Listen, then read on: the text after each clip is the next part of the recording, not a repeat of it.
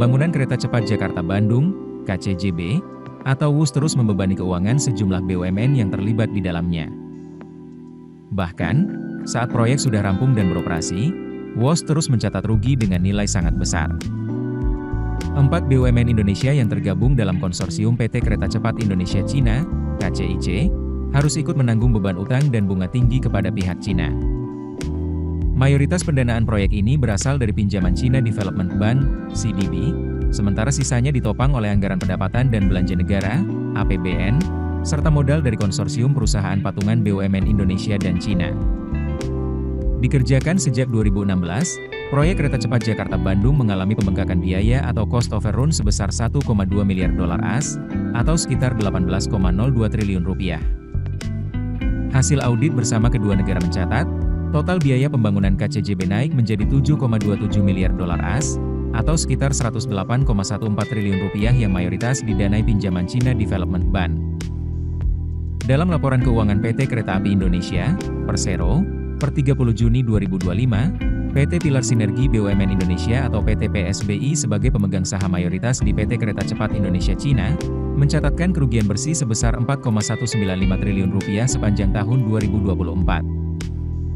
Kerugian masih berlanjut di tahun 2025. Per Juni 2025, PT PSBI kembali merugi dengan nilai cukup besar, yakni mencapai 1,625 triliun rupiah. Dampak dari kerugian besar yang diderita PT PSBI sebagai pemegang saham mayoritas di PT KCIC, maka perusahaan-perusahaan BUMN yang tergabung dalam konsorium harus ikut menanggung renteng kerugian dari operasional WUS.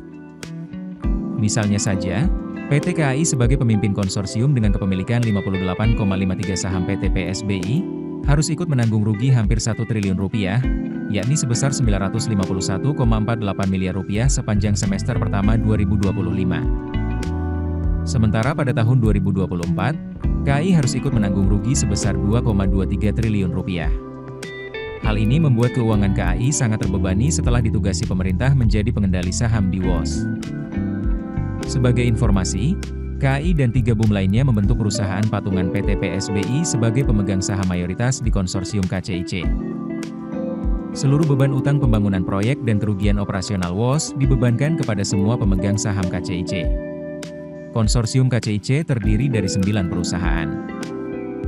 Dari pihak Indonesia, terdapat 4 BUMN, yakni PT Wijaya Karya, PT Jasa Marga, PT Perkebunan Nusantara 8, dan PT Kereta Api Indonesia, KAI, yang bertindak sebagai pemimpin konsorsium.